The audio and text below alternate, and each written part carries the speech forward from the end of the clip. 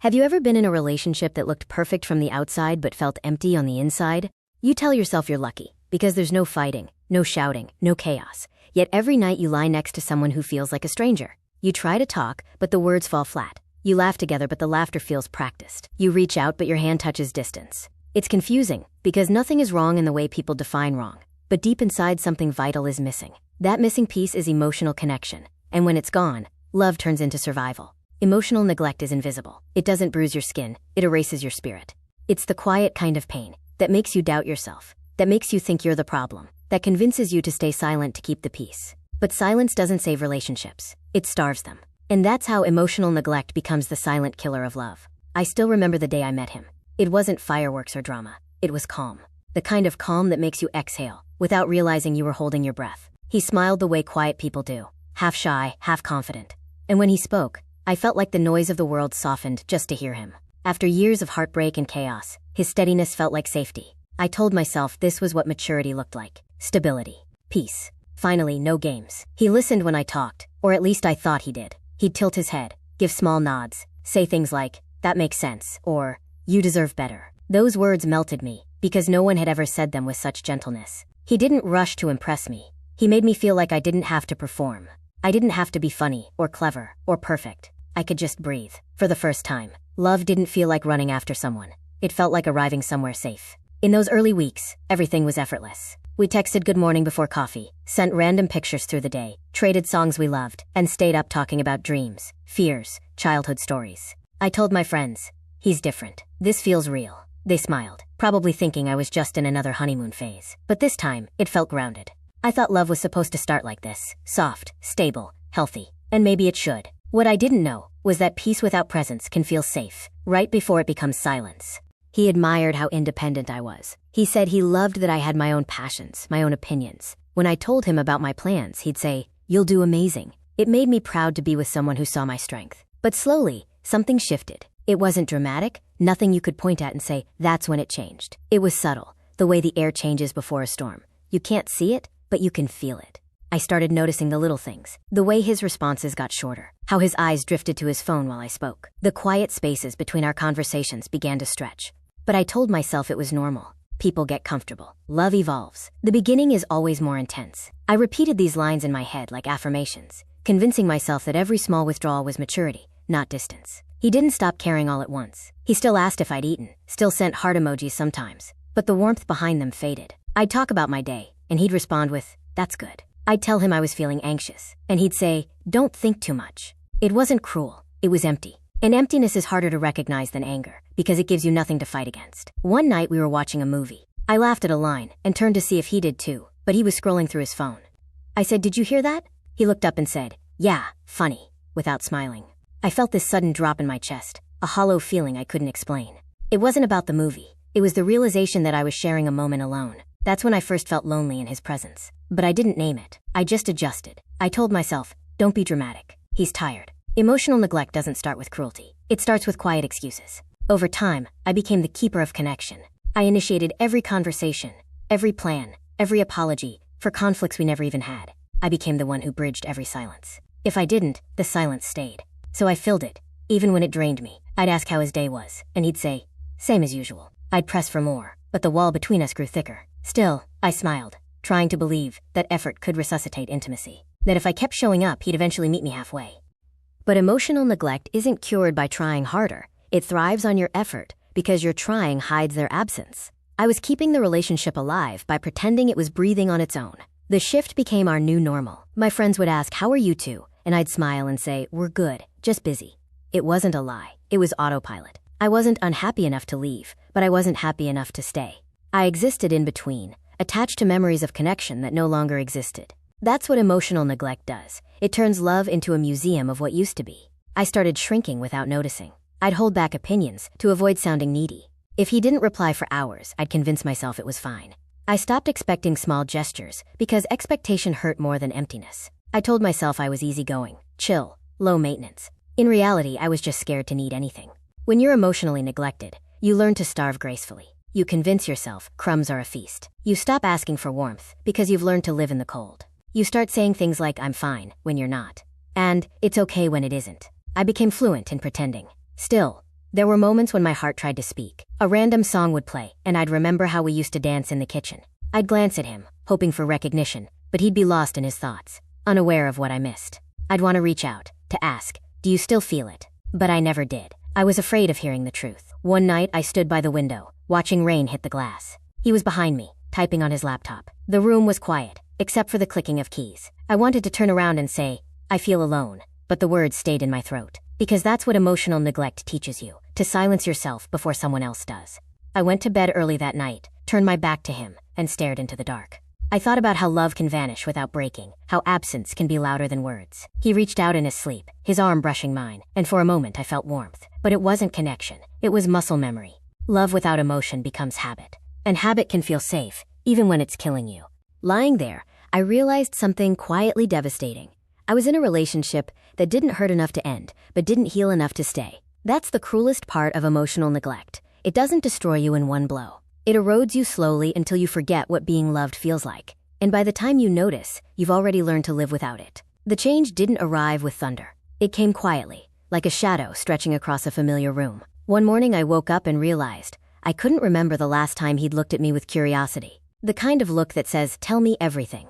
Instead, his eyes slid past me, as if I were part of the furniture. Nothing dramatic had happened. That's what made it so confusing. There was no fight, no betrayal, no clear reason to feel the ache growing inside me. Only a slow fade that I couldn't name yet. At first, I tried to bring us back. I suggested small things. Breakfast outside, a weekend walk, a movie night with phones away. He always had reasons. Work was stressful. He needed rest. Maybe next week. I told myself to be patient. Relationships need compromise, right? I read articles about love languages and tried to learn his. I thought maybe if I spoke in acts of service instead of words, he'd hear me again. I cooked his favorite meal, folded his laundry neatly, left notes on the fridge that said, "I love you." He'd smile, thank me, kiss my forehead, then drift back into his world of screens and silence. Gratitude without engagement feels like a polite goodbye. That's when confusion turned into self-doubt. I started asking myself if I was too demanding, too emotional, too much. Every time I tried to explain how disconnected I felt, his face would tighten. He'd say, "You're overthinking," or "You make everything heavy." The tone wasn't cruel, it was detached, which somehow hurt more. Indifference cuts deeper than anger, because anger still means you matter enough to provoke it. I stopped sharing little details of my day because they seemed to bore him. I swallowed my laughter when he didn't join in. I began to disappear by inches. The house grew quieter, yet heavier. We still functioned like a couple, shared bills, exchanged morning greetings, but it was mechanical. I could feel myself rehearsing affection, saying the right words at the right times, hoping routine might keep love alive. I'd lean against him on the couch, but his body stayed still, like a wall that once offered shelter and now offered nothing. I remember thinking, maybe this is adulthood. Maybe comfort is supposed to feel empty sometimes. That's how I justified it. Emotional neglect teaches you to rationalize starvation. One night I tried again. I said, "I feel like we're drifting." He barely looked up from his phone. "You worry too much," he said, then changed the subject. The simplicity of that dismissal stunned me. I wanted to shout, to demand a conversation, but I didn't. I smiled instead and said, "You're right." That was the night I learned how silence wins. It doesn't need to argue. It just waits until you stop trying. Weeks passed. We went to dinner with friends and played the part perfectly. I laughed at his jokes, he held my hand across the table, and everyone said, "You two are so good together." I nodded, thinking if only they could see the space between our hands when no one's watching. That's the cruel genius of emotional neglect. It hides well because from the outside nothing looks broken. It's an invisible wound you carry quietly, so no one asks questions you can't answer. The more distant he became, the more effort I made. I sent long messages about my love for him, about how I missed us, about wanting to reconnect. He replied with a heart emoji, or, "Same here." I clung to those crumbs because they felt like proof that something was still there. But love isn't proven by emojis. It's proven by presence, and his was fading. I began to monitor myself constantly. I'd rehearse conversations in my head to sound calm, careful, light. I didn't want to push him away by wanting too much. The irony is, in trying not to lose him, I lost myself. I stopped writing, stopped seeing friends, stopped doing the things that used to make me feel alive because I was saving all my energy for a love that no longer responded. I thought if I just became quieter, easier, more understanding, he'd notice the effort and come closer. Instead, the quieter I became, the further he drifted. Eventually, the loneliness turned physical. My chest felt heavy all the time. I'd wake up with anxiety but couldn't explain why. I'd look at him across the table and feel this ache, not of anger, but of absence. The kind that reminds you how much you used to laugh, how much you used to be seen. I missed being understood more than I missed being touched. That's how I knew something had shifted beyond repair. Sometimes he'd notice my sadness and say, "You should talk to someone," as if my loneliness were an individual problem rather than a shared silence. Emotional neglect makes you doubt your perception so deeply that you start thinking, maybe you are broken. Maybe you expect too much. But the truth is, love without emotional presence isn't love, it's coexistence. And coexistence isn't enough for a soul that craves connection. The more I tried to hold on, the more exhausted I became. One evening I sat beside him, scrolling through our old photos. We looked happy, beaming smiles, arms around each other, the kind of energy that feels impossible to lose. He glanced at my phone and said, "You're so sentimental." I wanted to say, "Because that's all I have left," but I stayed quiet. I closed the album and stared at the wall, realizing nostalgia had become my survival mechanism. I was living in the echo of what once was. That night, I lay in bed listening to the rhythm of his breathing. It was steady, peaceful, disconnected. I realized the man beside me was no longer my partner. He was a roommate who shared space but not life. I turned toward the window and watched the moonlight spill across the floor. I remember whispering to myself, "This can't be it." But it was. At least for that version of me, the one still believing love could be rebuilt by one person alone. The shift was complete. I had stopped trying, not out of anger, but because I finally understood that you can't scream into silence and expect an echo. Love cannot survive where attention has died. And yet, the hardest part wasn't losing him. It was accepting that I'd already lost myself long before I ever thought of leaving. After a while, the distance stopped feeling strange. It became normal. The silence between us stopped being uncomfortable. It became routine.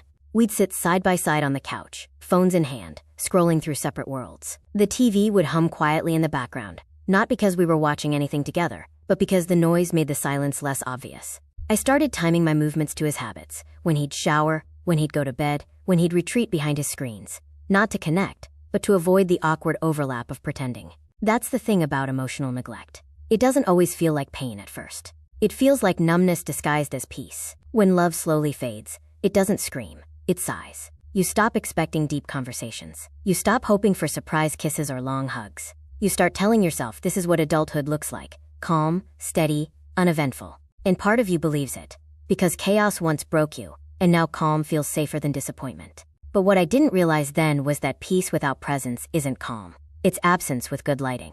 Every morning followed the same rhythm. I'd make coffee, he'd scroll through emails. We'd exchange polite, "good mornings," and that was it. I'd ask about his plans for the day, and he'd answer with one-word replies: meetings, work, gym. The tone wasn't angry. It was neutral. Indifference has a sound. It's the absence of curiosity. When someone stops asking about your day, they're not avoiding conflict. They're avoiding connection. At first, I tried to fill the silence. I'd talk about things that didn't matter, hoping to trigger something. I'd share stories about friends, plans, small jokes. He'd nod, smile faintly, then return to his phone. The more I spoke, the more invisible I felt. Eventually, I stopped talking. I convinced myself I was over-communicating, that maybe I expected too much conversation. I began editing my needs down to something less noticeable. Love became something quiet, practical, manageable. We paid bills, cleaned dishes, watched shows, and told ourselves this was what lasting relationships looked like. But there was no spark, no depth, no warmth, just a slow drift into emotional autopilot. It's strange how easily the human heart adapts to deprivation. You stop noticing how little you're receiving because it's easier than acknowledging what you've lost. The body can get used to hunger if it starves slowly enough. The same is true for the soul. One night, we were sitting in bed, both reading on our phones. I realized I couldn't remember the last time we'd touched without obligation. I asked myself, when did affection start feeling awkward? But the question lingered with no answer. I turned off my phone and stared at the ceiling, wondering if this was love evolving or love dying quietly. I told myself every couple changes. Maybe passion isn't sustainable. Maybe this was maturity. Maybe people who stay together simply get used to missing each other. That thought comforted me and broke me at the same time. My friends still thought we were perfect. When they saw us at dinners, we smiled, held hands, said all the right things. From the outside, nothing looked wrong. That's what makes emotional neglect so hard to explain. It leaves no evidence, no bruises, no shouting, no betrayal. Just emptiness too subtle to prove. When you try to talk about it, people say, "At least he's not toxic," or "You should be grateful you're not fighting all the time." And you nod because they're right. You start to feel guilty for missing what no one else sees. Eventually, I stopped telling my friends how lonely I felt. I didn't want to sound ungrateful, so I smiled through the emptiness. I performed contentment, and I started believing my own performance. That's when I knew I was losing myself. When pretending became easier than honesty, I began to crave small signs of life. A question, a compliment, even an argument. Anything that proved there was still emotion between us. But days turned into weeks, and nothing came. I'd sit beside him and wonder if he even noticed my silence. I'd wait for him to ask, "Are you okay?"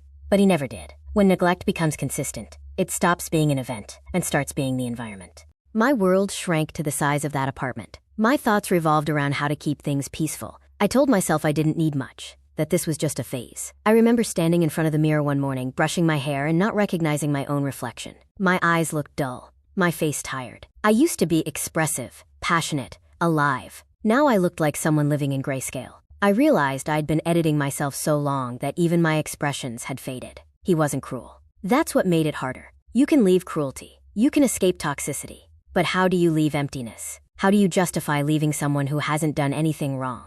That's what keeps you stuck. The absence of proof. You start collecting small moments of kindness to remind yourself it's still love. A shared meal, a laugh once a week, a text that says drive safe. You cling to those crumbs and build an illusion of connection. But illusions don't keep you warm. There were times I'd sit on the balcony at night, watching city lights, pretending I was fine. The wind would hit my face, and I'd think about how strange it was to feel lonelier beside someone than when I was single. I envied people who fought, because at least they still cared enough to react. We didn't fight. We didn't talk. We just existed, peaceful on the surface, dying underneath. I remember one evening we were at a restaurant for our anniversary. The waiter brought out dessert with a candle. I smiled and said, "Another year." He smiled back, said yeah, and returned to his phone. I blew out the candle and realized I'd made the wish alone. That's when I understood that emotional neglect isn't the lack of love. It's the lack of participation in love. It's when someone stops showing up but never leaves. By then, the silence no longer scared me. It comforted me, because silence doesn't disappoint. It just stays predictable. And that's the cruel trick of normalization. Once you accept emotional emptiness as your standard, you forget what genuine connection feels like. You convince yourself that comfort is love, even when comfort is slowly killing your spirit. That's where I lived, in that strange gray zone between existing and feeling. Smiling for photos, going through motions, convincing myself this was enough. I told myself maybe love isn't supposed to make you feel alive every day. Maybe it's supposed to make you stable. But deep down, I knew stability without warmth isn't love, it's survival. And I was surviving beautifully. It's strange how you can live in a cage without bars, how freedom can exist right in front of you, yet you can't reach for it. I wasn't trapped by walls or rules. I was trapped by the quiet weight of indifference. Emotional neglect doesn't lock the door. It convinces you there's no point in walking out. At some point, my world became smaller. I stopped reaching out to friends because every conversation felt fake. I didn't know how to explain the kind of loneliness that doesn't have a clear villain. When people asked, "How are you two doing?" I said, "We're fine." It was easier than trying to describe the kind of emptiness that looks perfectly normal from the outside. Inside, everything felt muted.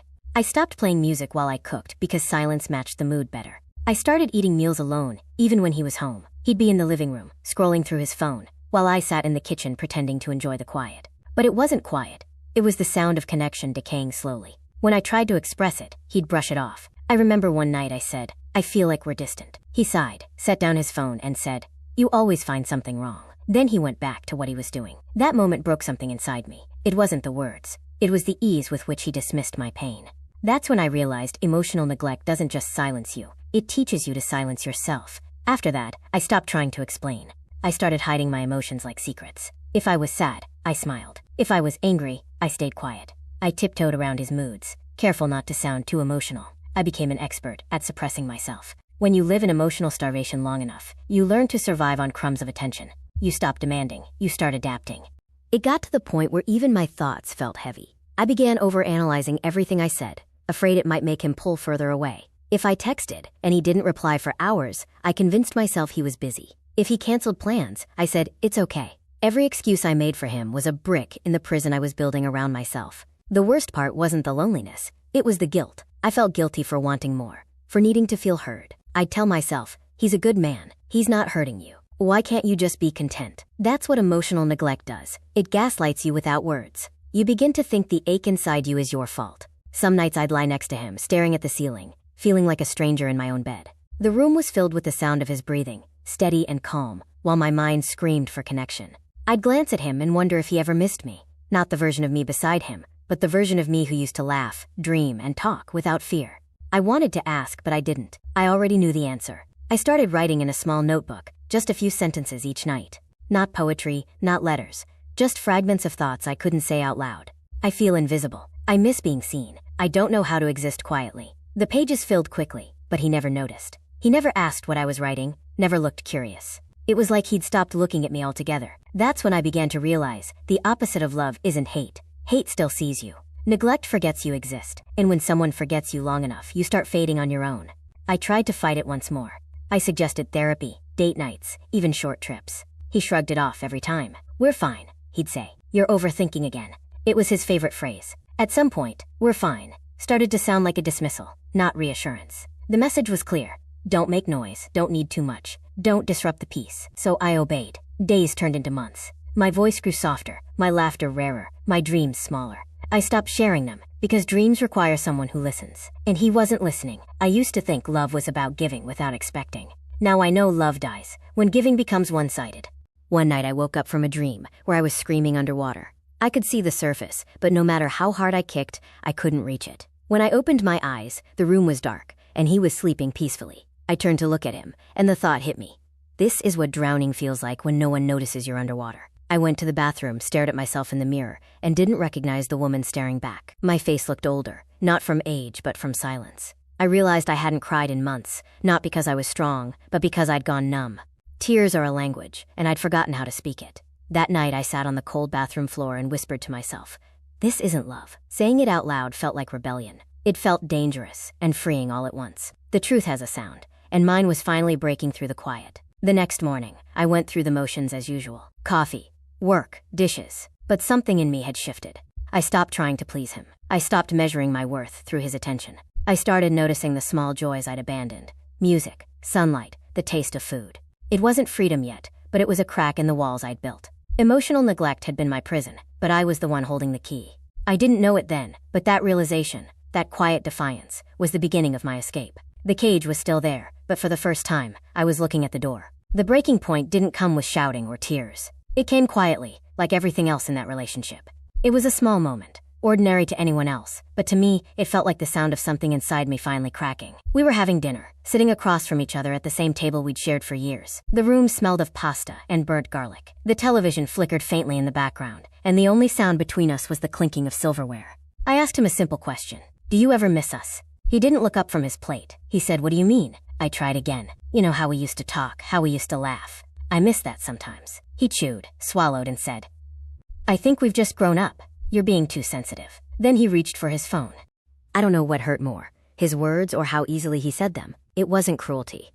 It was carelessness. It was the realization that I was the only one still holding on to what we used to be. I stared at him, waiting for something. A look, an apology, even a sigh of regret, but nothing came.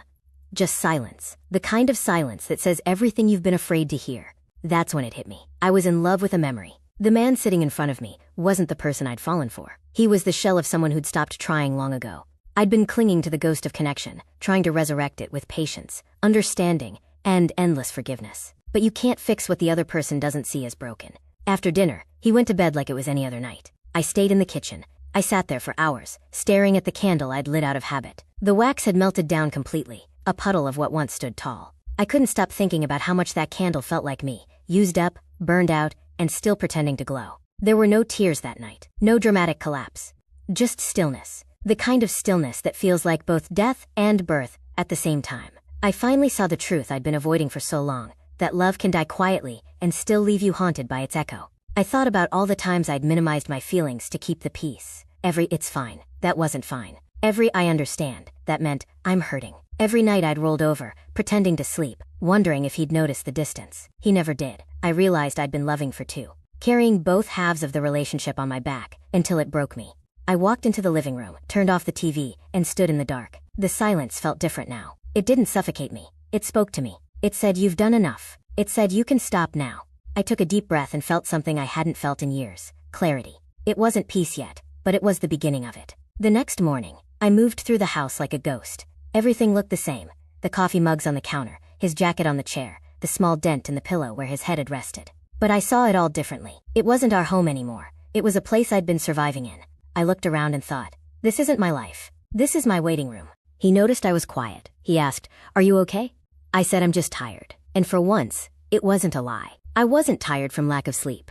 I was tired from carrying a love that had no heartbeat. I wanted to tell him everything. how lonely I'd been, how much I'd tried, how I'd begged silently for him to see me. But what's the point of screaming into a void that never answers back? That night, I lay awake beside him. He fell asleep quickly, as always, untouched by the storm inside me. I turned my head and watched him in the dim light. I wondered if he even realized how far away we were from each other. I thought about all the times I'd mistaken his indifference for calm, his distance for maturity, his silence for peace. I thought about how I'd built my entire sense of worth around his approval, and how easily he lived without mine. That's when I knew I had to leave. Not because I stopped loving him, but because I finally started remembering myself. Leaving wasn't about punishing him. It was about saving what was left of me. I didn't know when I'd do it, or how, but the decision had already been made in my heart. It was the moment I chose myself, after years of choosing him. The next day I started noticing everything differently. The way his eyes didn't lift when I walked into the room. The way conversations died after 2 sentences. The way I laughed less and less each week. These weren't random moments. They were proof of a slow emotional death I'd ignored. Every little detail screamed the same truth. This love was gone.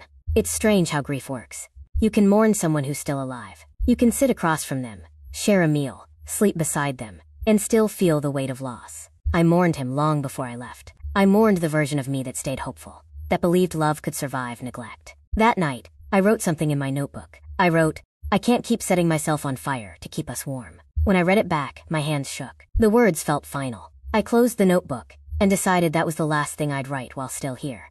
When I turned off the lights, the room felt colder than usual. But for the first time, I didn't try to fix it. I let the cold remind me that something had died. And for the first time, I wasn't afraid to face it. The breaking point had come quietly, but it had come completely. And once you see the truth, that clearly, you can't go back to pretending you're not living in the dark.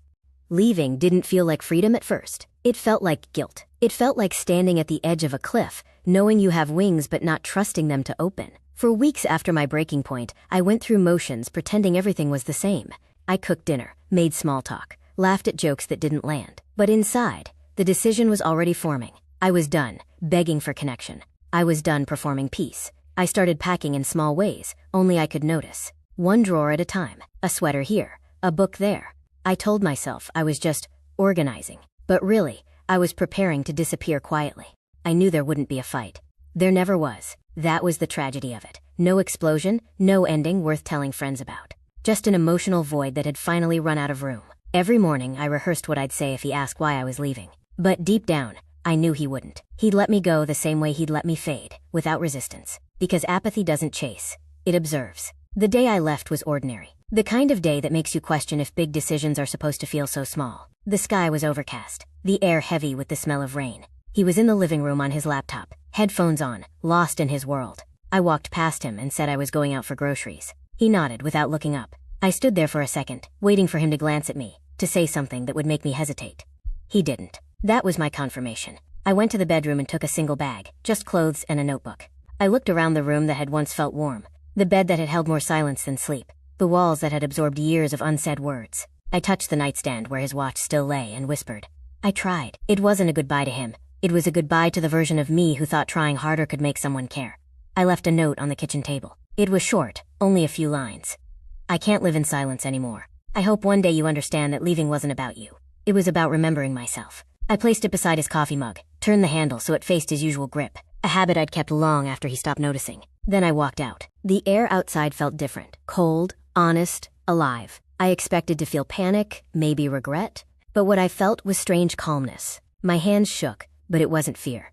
It was release. After years of walking on eggshells, I was finally stepping on solid ground. The world around me moved normally. Cars passed, birds sang, people talked. And for the first time, I realized how small my world had become inside that apartment. I drove with no destination, just roads and silence. But this silence wasn't heavy. It was mine. I rolled down the windows, let the wind hit my face, and laughed softly. It sounded unfamiliar, like meeting myself again after years of being missing. When I checked my phone, there were no calls, no messages. Hours passed, then a day, still nothing. And that hurt.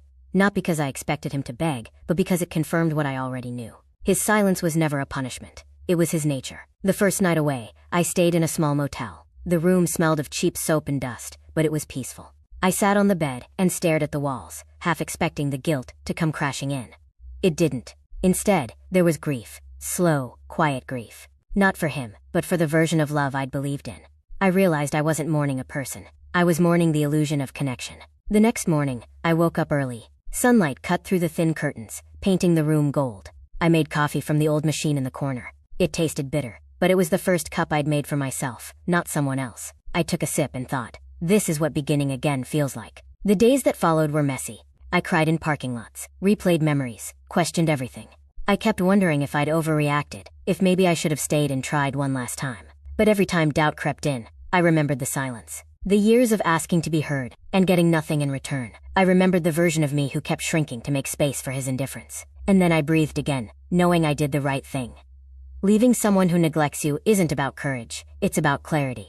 It's the moment you realize that staying doesn't prove loyalty. It proves self-abandonment. I'd abandoned myself long enough. One evening I returned to the beach where we'd once taken pictures together years ago. The sky looked the same, but I didn't. I stood there watching waves crash, feeling the wind whip through my hair, and realized this was the same ocean that once made me feel small. Now it made me feel infinite. I whispered to the horizon, I forgive you. And then, after a pause, I forgive me. Because that's what the escape really is. Not the act of leaving them, but the act of returning to yourself. I used to think love was about staying no matter what. Now I know love also means knowing when to go. When I walked away that day, I wasn't leaving him. I was leaving the silence, the shrinking, the endless waiting to be seen. I was leaving the version of me who thought endurance was love. The truth is, endurance without reciprocity is just slow self-destruction. I don't know if he ever read the note. Maybe he did, maybe he didn't, but it doesn't matter anymore. Because escape isn't about whether they notice, it's about finally noticing yourself. That's the moment everything changed. I wasn't trapped anymore. The cage hadn't disappeared, but I was no longer inside it. I had walked out quietly, carrying nothing but my own name. Freedom didn't feel the way I thought it would. I imagined peace, relief, a sudden lightness. But what I felt was silence. A deep, echoing quiet that followed me everywhere. It was strange. I had left silence, only to meet a different kind of it. The kind that comes from absence, not neglect. The kind that gives you space, but also forces you to face yourself. The first few days after leaving were the hardest. I kept expecting my phone to light up with his name. I checked it constantly, hoping for some kind of reaction. Anger, confusion, anything that proved I'd mattered. But the screen stayed blank. That emptiness stung more than words ever could. Because silence after goodbye confirms what you'd been denying all along, that you were already gone long before you walked away.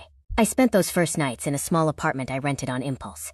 It was barely furnished. A mattress on the floor, a chair, a kettle. The air smelled of paint and new beginnings. But every sound felt loud. Every creak of the walls, every hum of the refrigerator reminded me how alone I was. I wasn't used to hearing myself think without filtering my thoughts through someone else's comfort. When I doubted myself, I'd replay every memory, every conversation, trying to find proof that I hadn't imagined the neglect. I'd hear his voice in my head saying, "You're too sensitive," and wonder if he'd been right. That's the hardest part of healing from emotional neglect. The mind doesn't trust itself yet. You've spent so long having your feelings minimized that even your own heart feels suspicious. But slowly, tiny pieces of me started resurfacing. I began journaling again, writing not about him, but about me. My thoughts, my fears, my small victories. Some days it was a single sentence like, "I went for a walk," or "I cried today and it felt good." It wasn't profound, but it was honest. For the first time in years, I was expressing emotions without fear of being told they were too much. I started taking long walks in the evening, just to watch the sky change. I'd notice things I'd forgotten to see, the way the air smelled before rain, the sound of leaves scraping the pavement, the hum of the city blending with my heartbeat. I realized how many beautiful things I'd stopped noticing when I was focused on someone who never looked back. Grief stayed with me though, not for him, but for the years I'd spent editing myself. I grieved the girl who believed silence was love, who tried to earn attention by being less.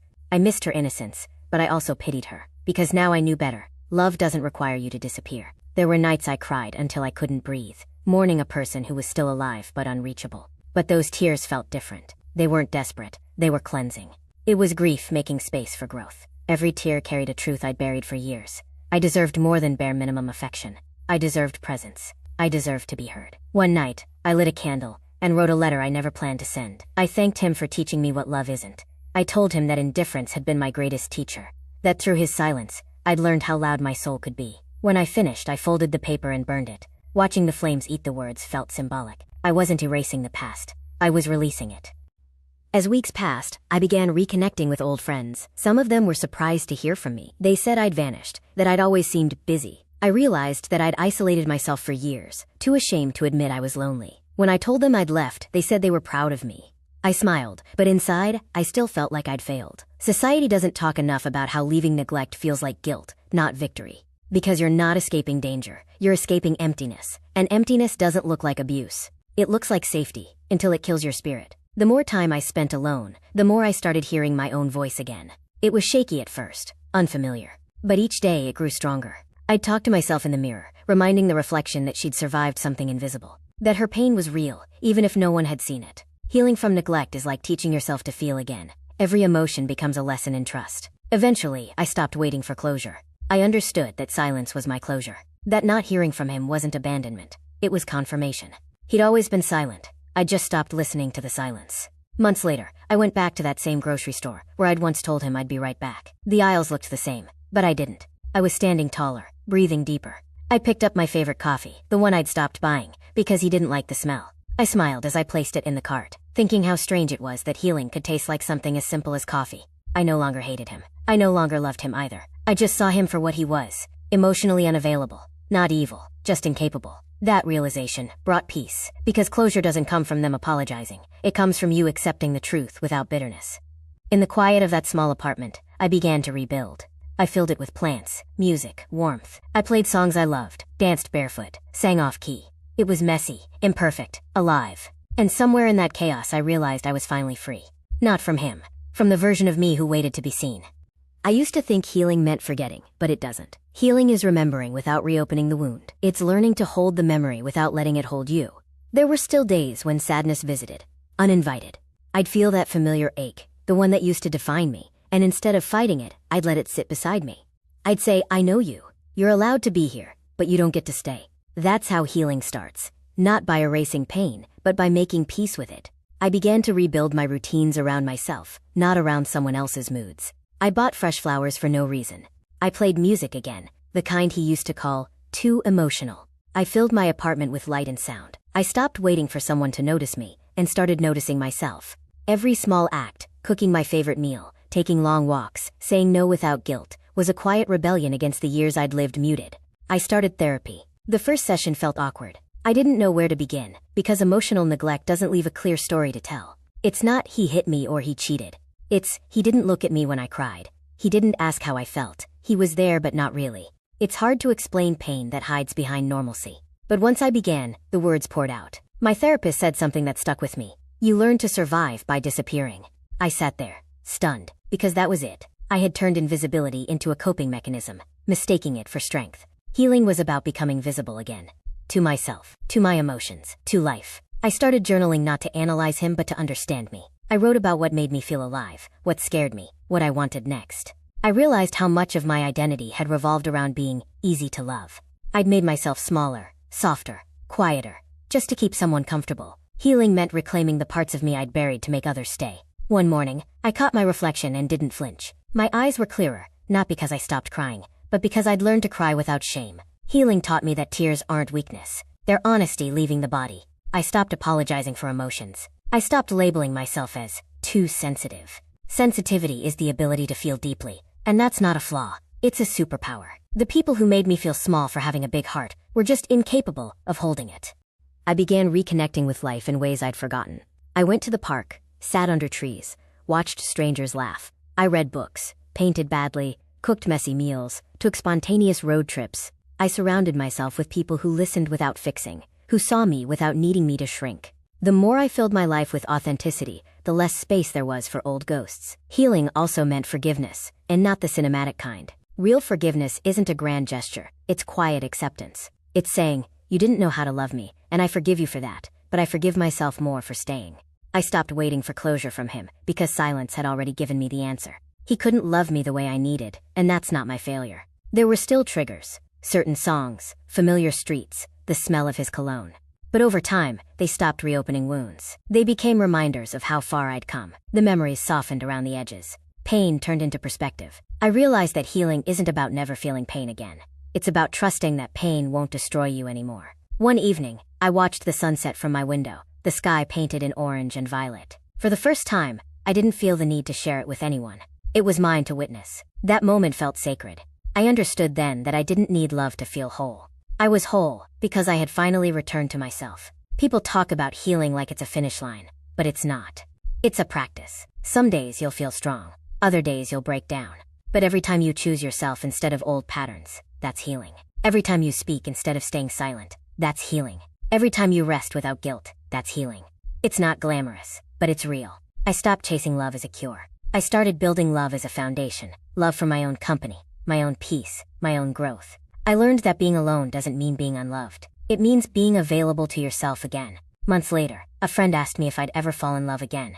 I smiled and said, yes, but not in the same way. I'll love differently now. Slower, softer, more aware. I'll never beg for attention or silence my needs again.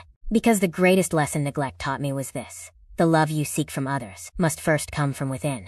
And that's what healing really is. Not revenge, not replacement, but return.